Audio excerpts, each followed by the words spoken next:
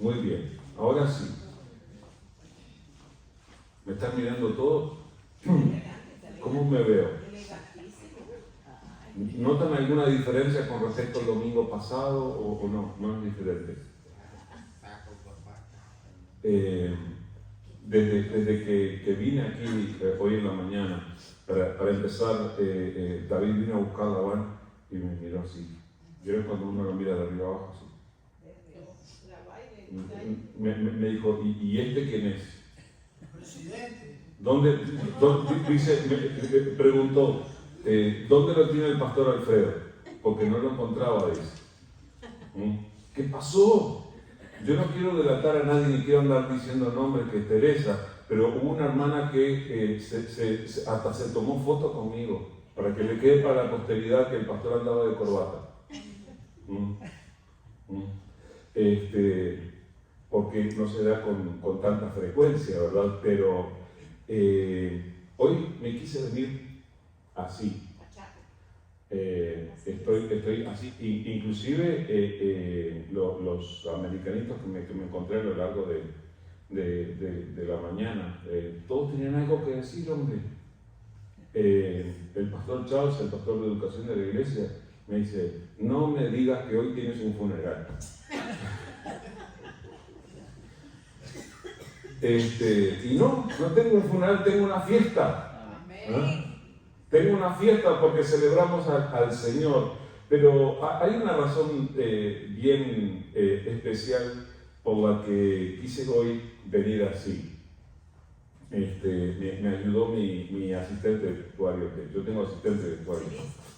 Sí, tengo una muy buena asistente de vestuario que siempre está ahí con todos los detalles. En este caso está sentada ya en el fondo, pero hay que reconocerle que muy bien.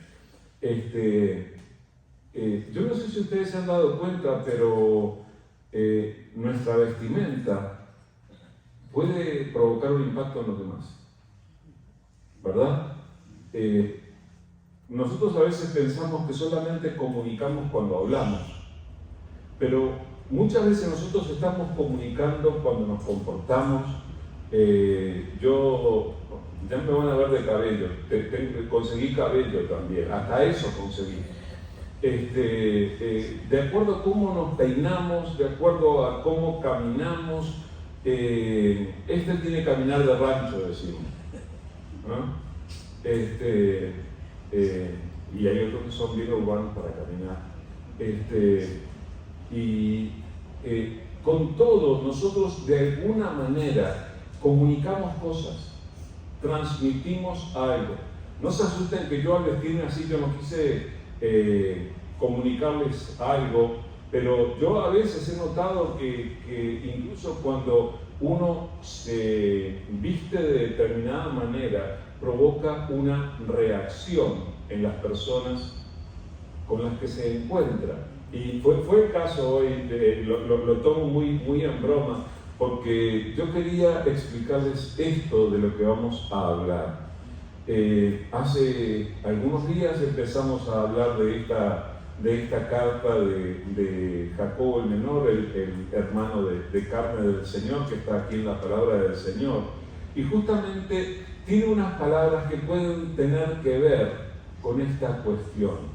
Por eso quiero leer con ustedes Santiago capítulo 2, versículos 1 al 7, para que nosotros entendamos un poco de qué se trata todo esto. Estoy leyendo Santiago 2, del 1 al 7, donde la palabra del Señor dice de esta manera: hermanos míos, que vuestra fe en nuestro glorioso Señor Jesucristo sea sin acepción de personas.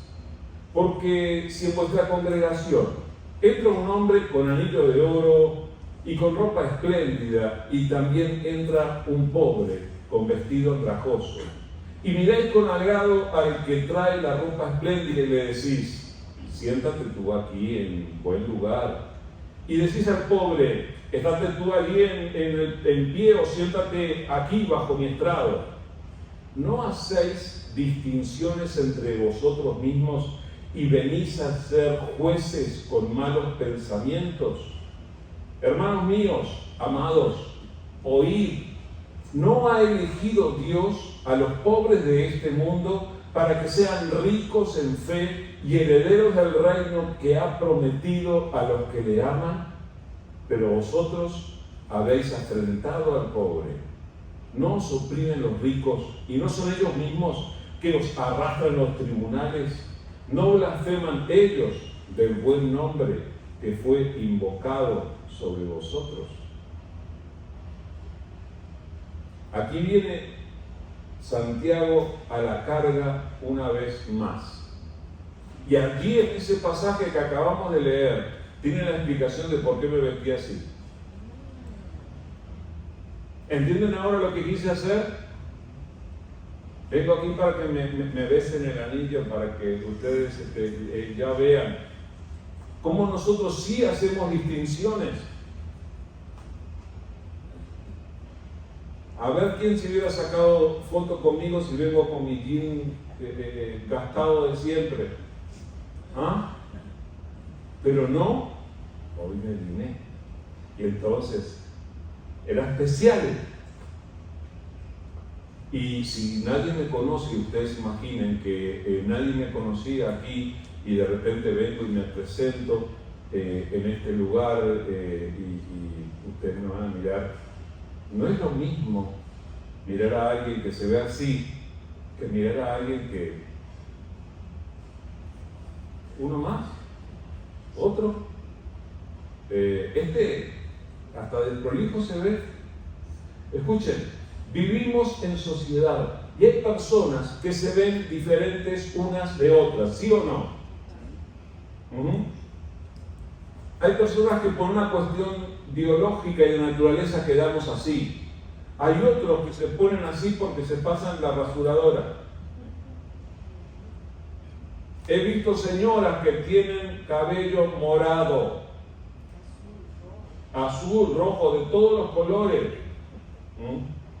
No estoy diciéndole que lo hagan ni que no lo hagan, pero se ven cosas diferentes, ¿o no? Y tatuajes y maneras de vestirse y estilos, y cada uno está allí para decir, oigan, yo tengo derecho a estar así como estoy. Ahora, a lo que nos exhorta la palabra tiene que ver con nuestra relación con esas personas. Yo quiero que cada uno de nosotros pueda llegar a entender y pueda llegar a pensar que Dios no solamente está cuando estamos aquí reunidos, sino que cuando tú vas a la tienda, Dios va contigo. Amén. Cuando tú estás en un lugar con amigos, con familiares, allí Dios está. Y en cada momento nosotros nos relacionamos con las diferentes personas y tenemos que saber que Dios quiere influir, quiere intervenir en la manera en que nosotros nos relacionamos con los demás. Así que, ¿qué tiene Dios para decirnos aquí? Aquí en el versículo 1 nos da el título, y a mí me gusta porque Jacobo presenta las cosas con mucha claridad, y en este caso su enseñanza la da completa en el primer versículo, y después lo que hace es desarrollar un poco y poner ejemplos de lo que nos quiere decir. En el versículo 1 dice: hermanos míos, que vuestra fe en nuestro glorioso Señor Jesucristo sea sin acepción de personas. Ahora, presten atención a este versículo. Miren, habla de nuestra fe, ¿verdad? Es interesante porque nosotros consideramos que nuestra fe es algo que llevamos aquí dentro del corazón.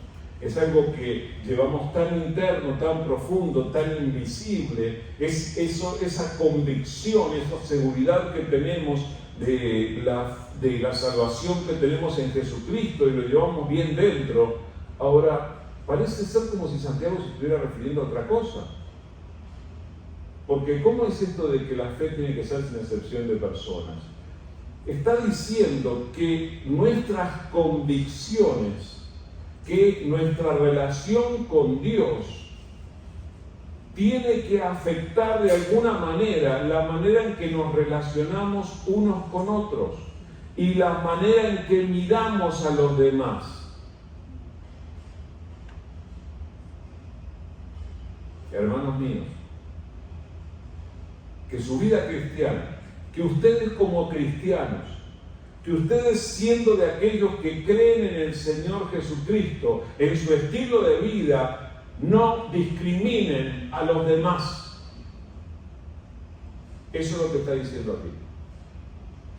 En mi traducción, mi paráfrasis de lo que está diciendo, pero que nuestra fe en nuestro glorioso Señor Jesucristo lo presenta de una manera tan linda. Está tan lleno de alabanza este hermano cuando habla y cuando escribe. Que nuestra fe en nuestro glorioso Señor Jesucristo, ¿cómo tiene que ser? Para que vivamos de una manera digna del Señor, no tenemos que tener acepción de personas. No sé si les ha pasado, hermano, yo he visto a veces, hay un grupo de hispanos, personas que hablan español, y de repente se presenta, se baja de un carro un poco, una de esas troquitas bien grandonas y poderosas y nuevitas, y se baja un gringo y empieza a hablarnos en español, y la actitud de algunos cambia,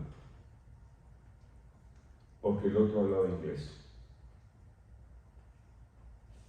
Y empezamos a tratar de una manera diferente al que habla en inglés. Y el que habla en español, no, tú eres uno más como nosotros. Pero ese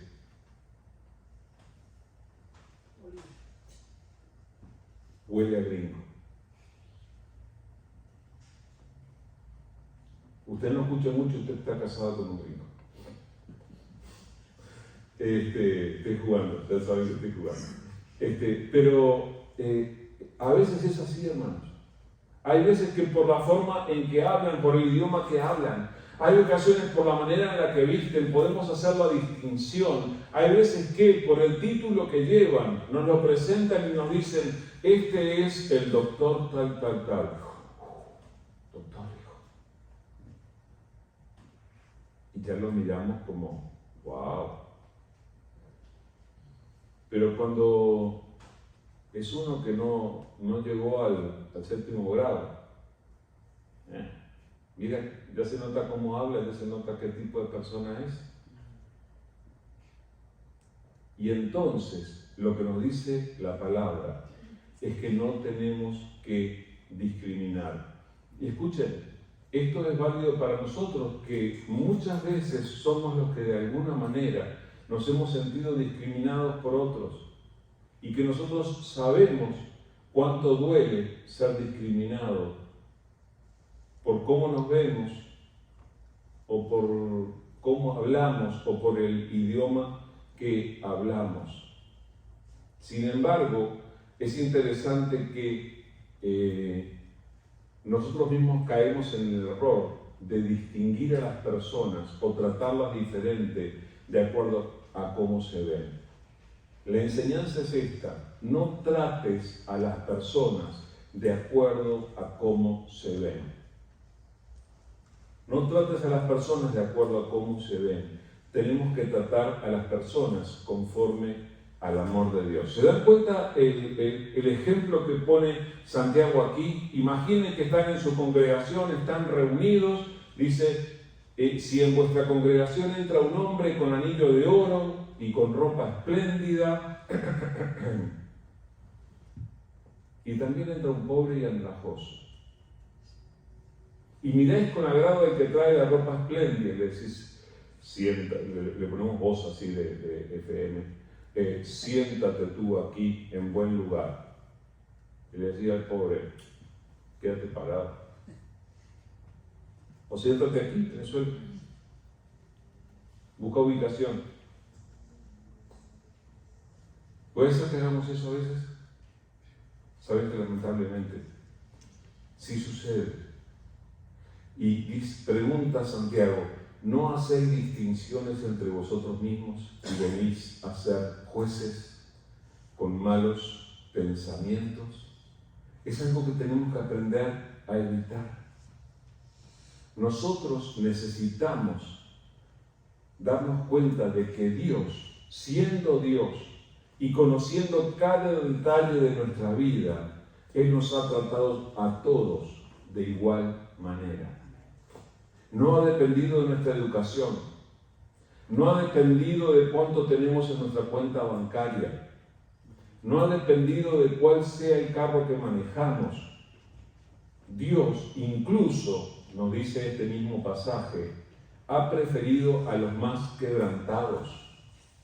Es lo que dice aquí. Y con tanto amor nos habla Santiago. Hermanos míos amados, dice el versículo 5. ¿No ha elegido Dios a los pobres de este mundo para que sean ricos en fe y herederos del reino que ha prometido a los que le aman? Dios, gracias Señor, nos ha elegido a los pobres, a los que no tenemos demasiado. Nos ha querido abrir los ojos y muchas veces las circunstancias difíciles que hemos atravesado han capacitado nuestro corazón para tener tanto quebranto como para saber que necesitamos llegar a Dios. Gracias a Dios por nuestros problemas. Gracias a Dios por nuestra pobreza. Gracias a Dios por las dificultades que tenemos que enfrentar porque nos han traído delante de Dios. Nos han ayudado a reconocer que necesitamos la intervención de Dios en nuestras vidas. Y tal vez, si hubiéramos tenido más, nunca nos hubiéramos dado cuenta. Y justamente por eso tenemos que tratar de no afrentar a los demás. De no maltratar a los demás porque tienen menos, porque se ven diferentes. El hecho es que nosotros tenemos a veces ese lema que tú ves a la persona y tú ya sabes cómo es. ¿Es eso así? Hay veces que actuamos como si fuera así. Yo lo veo y yo ya sé cómo es. No es cierto. Tú no sabes nada de la persona con verlo. O sea, quisiéramos tener la capacidad que tenía el Señor. El Señor Jesús tenía esta capacidad. En Juan 2, 23 al 25, dice, estando en Jerusalén, en la fiesta de la Pascua, muchos creyeron en su nombre, viendo las señales que hacía. Pero Jesús mismo no se fiaba de ellos porque conocía a todos y no tenía necesidad de que nadie le diese testimonio del hombre, pues él sabía lo que había en el hombre. Jesús sí sabía siempre lo que había en la persona, pero nosotros vemos hasta aquí. Pero nosotros no sabemos lo que hay en el corazón. Entonces nosotros no podemos sacar una conclusión, no podemos empezar a juzgar a la persona de acuerdo a cómo se ven. Hermanos, ninguno de nosotros es juez de los demás. Entonces no podemos hacer distinciones y venir a ser jueces, como dice Santiago, con malos pensamientos. Tenemos que aprender a amar. Miren lo que dice Santiago 2, del 8 al 13. Dice, si en verdad cumplís la ley real conforme a la Escritura, amarás a tu prójimo como a ti mismo, bien hacéis. Pero si hacéis acepción de personas, cometéis pecado y quedáis convictos por la ley como transgresores. Porque cualquiera que guardare toda la ley, pero ofendiere en un punto, se hace culpable de todos. Porque el que dijo, no cometerás adulterio, también ha dicho, no matarás. Ahora bien, si no cometes adulterio, pero matas, ya te has hecho transgresor de la ley. Así hablad y así haced, como los que habéis de ser juzgados por la ley de la libertad. Porque juicio sin misericordia será con aquel que no hiciere misericordia, y la misericordia triunfa sobre el juicio. Así que todo esto tiene que ver con el mandamiento de Dios. Somos llamados a aceptar que Dios es nuestro Señor, y para eso somos llamados a cumplir con sus mandamientos. Y ustedes saben esto de los mandamientos importantes, ¿verdad? Escuchamos hoy la lectura de esto que está escrito en Mateo 22, 34 y 40.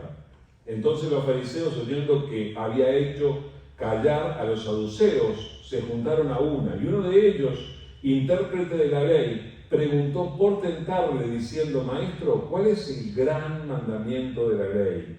Jesús le dijo: amarás al Señor tu Dios con todo tu corazón y con toda tu alma y con toda tu mente. Este es el primer y grande mandamiento. Y el segundo es semejante: amarás a tu prójimo como a ti mismo. De estos dos mandamientos depende toda la ley y los profetas. El primer mandamiento, lo hemos dicho y lo volveremos a decir, siempre fuimos creados para esto: amar a Dios con todo nuestro ser. Reconozcamos que hay veces que no amamos a Dios tanto. Lo amamos un poco, pero muchas veces no tenemos tanta consagración, necesitamos mejorar en eso. Pero el segundo mandamiento, y este es uno de los mandamientos más repetidos de la Biblia, es: amarás a tu prójimo como a ti mismo.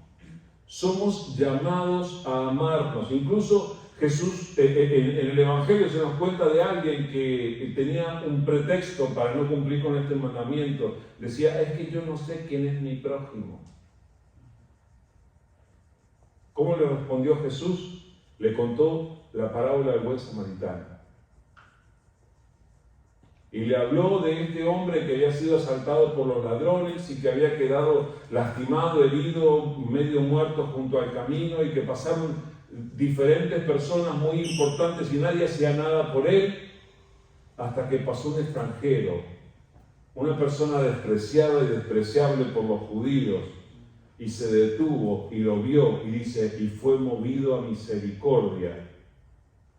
Y no pudo quedarse sin hacer nada por aquel pobre hombre, lo levantó, lo puso en su propia cabalgadura, lo llevó a un mesón, curó sus heridas, lo hizo atender, le dio de comer, y luego cuando se tuvo que ir le dijo: me lo cuidas, todo lo que gastes yo te lo voy a pagar cuando regrese, de su bolsillo. Y al terminar la historia, al intérprete de la ley Jesús le hizo la pregunta: ¿quién te parece que fue el prójimo del que fue asaltado? No se animó el intérprete de la ley a decir la palabra el samaritano, porque lo rechazaban, porque discriminaban a otros. Dijo: el que tuvo de él misericordia. Jesús ni siquiera lo regañó. Jesús le dijo: anda, haz tú lo mismo. O sea que tenía que hacer misericordia. Entonces nosotros, que somos prójimos de los demás y que estamos rodeados de personas, ¿estamos amando de alguna manera a las personas que nos rodean?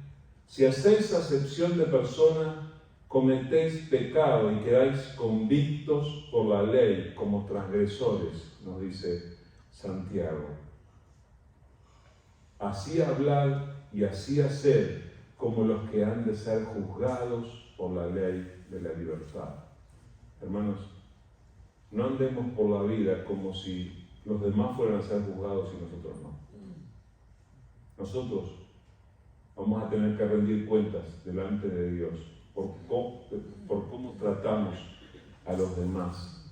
Nosotros tenemos que ser conscientes. Ahora, en el versículo 13, Santiago lo que hace es enfatizar un valor muy importante. Es la misericordia. Juicio sin misericordia se va a hacer contra aquel que no hiciere misericordia. ¿Vieron que la misericordia no es algo que se siente, de acuerdo a Santiago? Es algo que se hace. Así como podemos hablar de otros valores, el amor no es algo de lo que solamente podemos llenarnos la boca para decir palabras, sino que el amor se tiene que notar en acciones.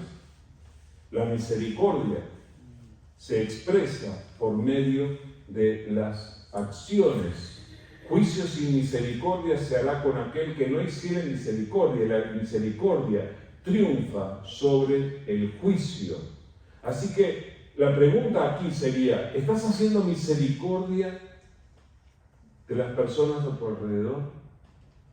¿Estás siendo misericordioso? En su enseñanza en el Sermón del Monte, Jesús en Mateo 5:7 decía: bienaventurados los misericordiosos, porque ellos alcanzarán misericordia. Por eso quiero recordarte que Dios quiere que así como Él te ha alcanzado a ti con su misericordia, quiere que tú trates a otros también con misericordia, sin importar si se ven bien o si se ven mal, sin importar cuántos tatuajes tengan en la piel, cuántos piercing atraviesen sus orejas, sin importar de qué color sea su cabello, ni cómo hablen. Nosotros tenemos que expresar misericordia. Nuestro Señor Jesús, cuando vivió en su ministerio, cuando estuvo en la tierra, saben que se juntó más con los indignos que con los que se veían bien. El otro día reflexionábamos en cuanto a Zaqueo. Zaqueo era indigno, era un pecador, era un egoísta, había hecho muchas cosas mal. Jesús lo llamó por su nombre y le pidió para quedarse en su casa aquel día, para comer con él. Cuando Jesús hizo eso, la buena gente de la ciudad en la que estaban hizo: se va a quedar con el pecador de la ciudad, con el traidor de la nación. Jesús se rodeó de aquellos que eran capaces de reconocer su necesidad de Dios, no con los que se creían que ya eran lo suficientemente buenos y que no necesitaban de la ayuda del Señor. Zaqueo fue transformado, dicho sea de paso. Entonces, seamos de los que hacen misericordia sin hacer distinción entre las personas. Pero quiero ir un poquito más allá hoy en nuestra lectura de Santiago. Vamos a ver qué es lo que dice Santiago 2 del 14 al 26. Dice así: hermanos míos, ¿de qué aprovechará si alguno dice que tiene fe y no tiene obras? ¿Podrá la fe salvarle? Y si un hermano o una hermana están desnudos y tienen necesidad del mantenimiento de cada día, y si alguno de vosotros les dice: id en paz, calentaos y saciaos, pero no les dais las cosas que son necesarias para el cuerpo, ¿de qué aprovecha? Así también la fe, si no tiene obras, es muerta en sí mismo. Pero alguno dirá: tú tienes fe y yo tengo obras. Muéstrame tu fe sin tus obras y yo te mostraré mi fe por mis obras. Tú crees que Dios es uno, bien haces. También los demonios creen y tiemblan. Mas ¿quieres saber, hombre vano, que la fe sin obras es muerta? ¿No fue justificado por las obras Abraham nuestro padre cuando ofreció a su hijo Isaac sobre el altar? ¿No ves que la fe actuó juntamente con sus obras y que la fe se perfeccionó por las obras? Y se cumplió la escritura que dice: Abraham creyó a Dios y le fue contado por justicia y fue llamado amigo de Dios. Vosotros veis, pues, que el hombre es justificado por las obras y no solamente por la fe. Asimismo también, Rahab la ramera no fue justificada por las obras cuando recibió los mensajeros y los envió por otro camino, porque como el cuerpo sin espíritu está muerto, así también la fe sin obras está muerta. ¿Usted qué clase de fe tiene? ¿Una fe muerta o una fe viva? Nadie quiere tener una fe muerta. ¿Para qué sirve una fe muerta? Sin embargo, déjeme decirle que a lo largo de la historia y en este mismo tiempo han habido y hay miles de personas que tienen fe muerta, que sus convicciones se quedan aquí, pero nunca llegan a manifestarse en sus vidas. Y tenemos que tener mucho cuidado de eso, hermanos. Alguien nos lo tiene que decir, el Señor nos lo está diciendo en este momento. Nosotros tenemos que tener cuidado. Y yo quiero decirlo con bastante claridad para que ustedes se lleven un concepto claro. No tenemos que convencerlo a Dios de que nos salve. No tenemos que hacer nada para hacernos merecedores de la salvación, porque Jesús pagó todo nuestro precio en la cruz del Calvario. Todos nuestros pecados fueron castigados en Jesús, en la cruz del Calvario, y nosotros fuimos perdonados al creer en Él. El precio fue pagado completamente. Pero ahora, si realmente has creído en Jesús, en tu vida se tienen que manifestar acciones, obras, decisiones en las que se note tu fe. Es decir, ¿de qué manera se nota tu fe en tu vida? Por favor, pregúntatelo. ¿De qué manera se nota que yo creo en el Señor? Otra vez, nosotros cuando hablamos de nuestro amor, en realidad el amor es un sentimiento tan profundo, tan lindo, se lleva dentro del corazón. Pero si luego no hay acciones que lo pongan de manifiesto, no sirve. ¿Es así o no es así? Sí. Si a tus hijos les dices que los amas, pero luego nunca haces algo por ellos, tus hijos nunca van a entender que los amas. Si a tus amigos tú les mandas mensajecitos, puro mensajecito en el teléfono, diciéndole los amo mis amigos, pero nunca pasas tiempo con ellos, nunca haces algo con ellos, entonces no se van a enterar que tú los amas. El amor se manifiesta por medio de acciones. De la misma manera, la fe se manifiesta por medio de acciones y decisiones. Y Santiago es bien directo para decirnos esto, para llamarnos la atención y decirnos, oigan, ¿de qué sirve? Si alguno dice que tiene fe, pero esa fe no se manifiesta por medio de acciones.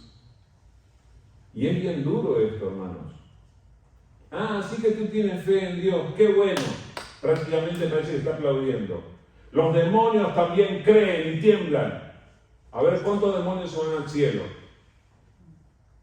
¿Alcanza la fe esa que no se ve? Necesitamos tener una fe que nos convierta en personas audaces. Necesitamos tener una fe que nos movilice a hacer cosas por nuestro Dios. Aunque no siempre entendamos, nos da dos ejemplos Santiago aquí y creo que es bien claro lo que él nos quiere decir. Dice, ¿quieres saber, hombre vano, que la fe sin obras es muerta? ¿No fue justificado por las obras Abraham nuestro padre cuando ofreció a su hijo Isaac sobre el altar? Déjenme aclarar esto porque quien no conozca la historia tal vez piensa que Dios está mandando a sacrificar hijos. Javier, no lo mates a Antonio todavía. Espérate. No se trata de eso.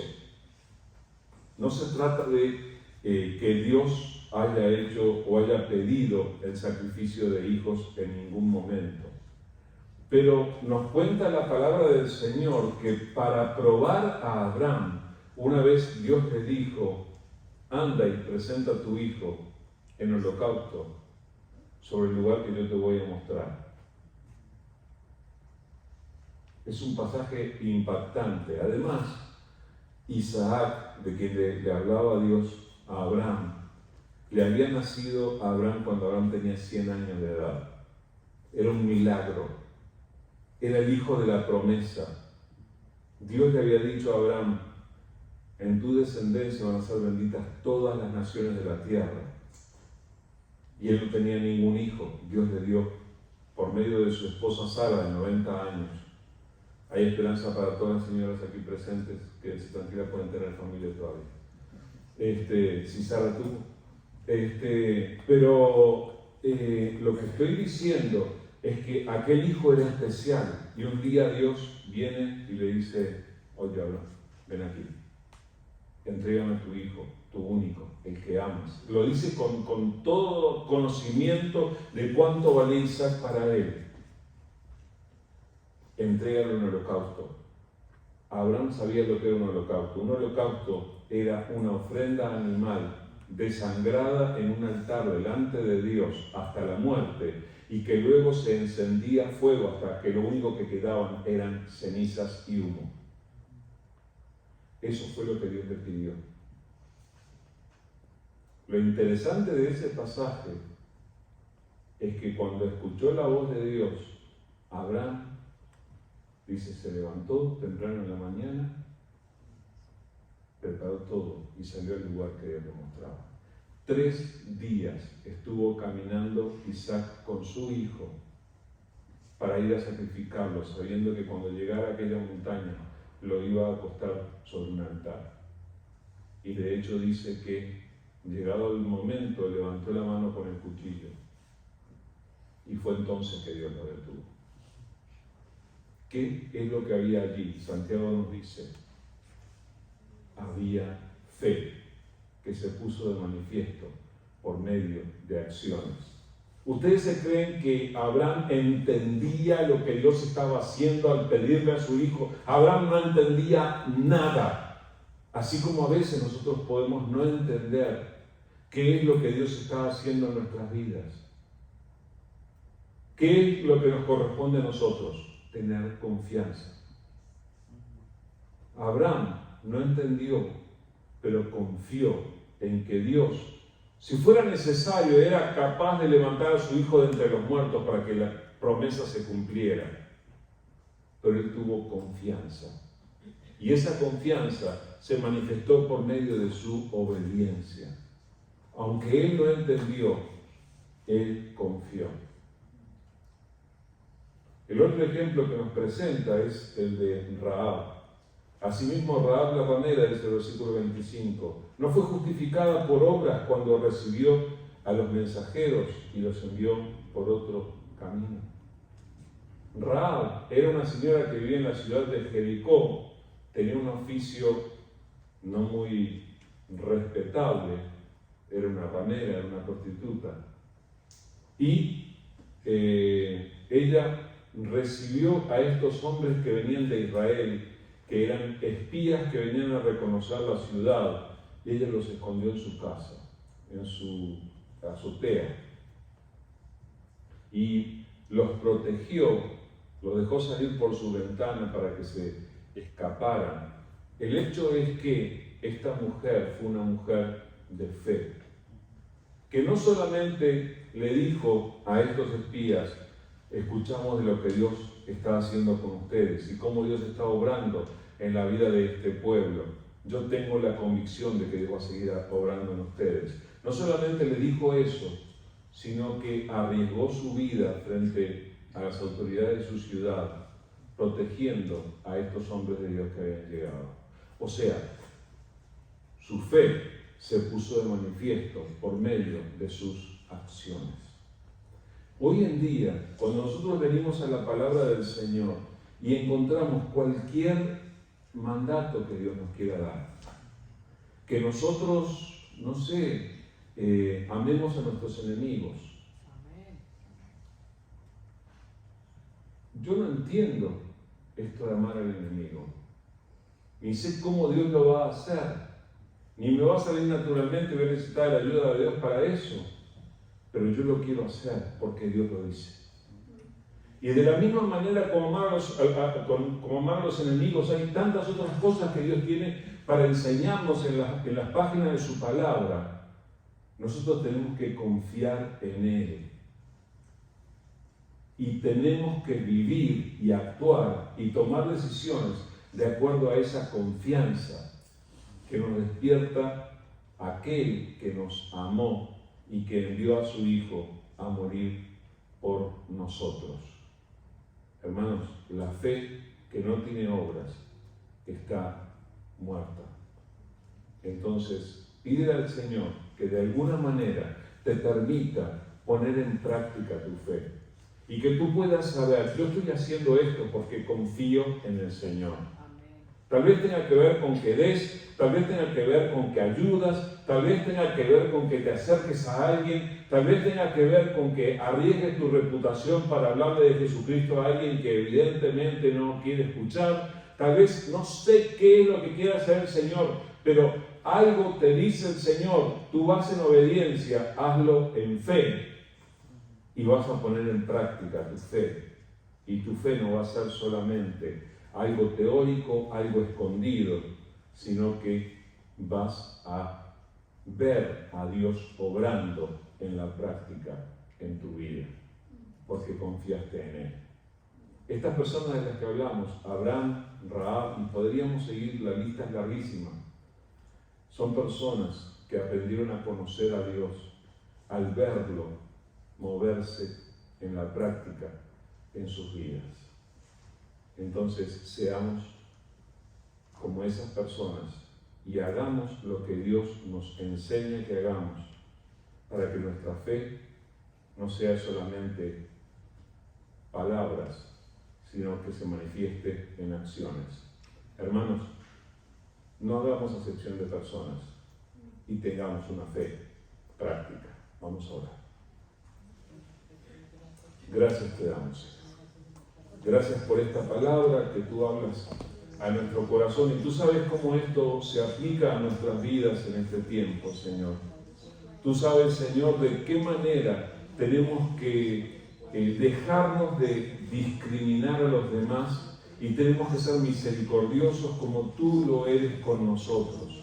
Tú sabes de qué manera, Señor, tenemos que poner en práctica ahora nuestra fe para que deje de ser solamente palabras y se manifieste por medio de decisiones de obediencia delante de ti, con toda confianza, que lo hagamos porque tú lo dices, aunque no entendamos todos los resultados ni entendamos por qué tenemos que hacerlo. Señor, queremos decirte, confiamos en ti. Señor, te damos gracias por hablar hoy a nuestros corazones y te rogamos que lo sigas haciendo, Señor. Señor, llévanos una vez más a tu palabra. Llévanos una vez más a aprender de ti, a profundizar contigo. Y Señor, cuando aprendamos algo, cuando tu Espíritu ponga una palabra en nuestro corazón, ayúdanos a dar pasos de fe para hacer aquello que tú nos estás diciendo que hagamos. Gracias te damos, Señor. Gracias por poder caminar contigo en la vida. Señor, tú conoces la vida de cada uno de los que estamos aquí delante de ti. Tenemos necesidades, Señor, tenemos conflictos, luchas, y necesitamos que tú obres en nuestras vidas y que nos ayudes a salir de la mano de Jesucristo, de cada situación que enfrentamos. Oramos no solamente por nosotros, Señor, tú conoces nuestros hermanos que pasan por dificultad. Oramos por nuestra hermana Loida, por su hija, Señor, que ha estado con esta situación de salud. Te rogamos que tú pongas tu mano sobre ella, Señor, y que tú le sigas dando la fortaleza y la capacidad de salir adelante en medio de la dificultad, porque tú estás con ella, Señor. Y de la misma manera, Señor, con cada uno de nuestros hermanos en sus luchas, en cada una de las situaciones que viven, los ponemos delante de ti, Padre, para que tú te estés levantando como su defensor y para que podamos experimentarte en la práctica en nuestras vidas y podamos alegrarnos en la obra que tú haces. Señor, a ti te damos la gloria, la alabanza, nuestras vidas las ponemos delante de ti. Señor, al salir de este lugar queremos hacerlo llenos de ti, Padre. Queremos, Señor, que tú nos reavives, que tú nos reanimes, que tú nos ayudes a tomarnos en serio nuestra relación contigo y nuestro caminar contigo. Por eso, Señor, aquí está nuestra vida y te rogamos, Señor, tu bendición para poder caminar contigo y para agradarte en todas nuestras acciones, en todas nuestras palabras, con todo nuestro ser, Señor. Bendecimos tu nombre y nos ponemos en tus manos, en el nombre de Jesús. Amén, Señor. Amén. Amén. Le damos gracias al Señor por este tiempo de estar juntos, ¿verdad? Y si Dios quiere, el miércoles tenemos nuestro tiempo, vamos allí a profundizar un poquito más, a edificarnos. A las 6 de la tarde compartimos este tiempo y el domingo a las 9 estudio bíblico, a las 10:15 el servicio como ahora. Les deseo, hermanos, que tengan una muy buena semana y que el Señor les bendiga.